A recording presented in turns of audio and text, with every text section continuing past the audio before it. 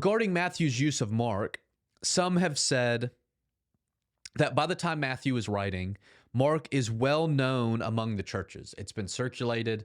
A lot of Christians are familiar with the Gospel of Mark.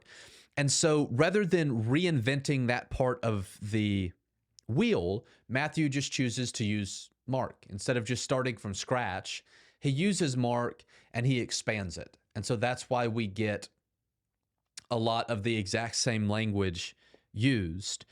And the reason that maybe Matthew did this is because his primary aim is not historiography. So what Matthew is trying to do is not primarily to write down his eyewitness historical testimony, but it's spiritual formation of church communities. He's trying to spiritually form followers of Jesus into the people that God desires them to be. And so maybe his idea was, well, I'm not going to reinvent the wheel. I'll just expand what's already been done.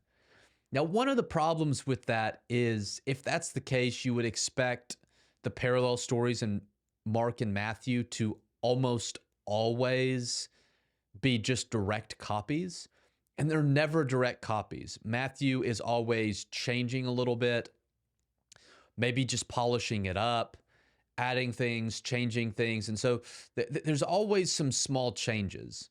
And if he's just not trying to invent the wheel, you would expect some of those small changes in other places, like in his own story or something like that.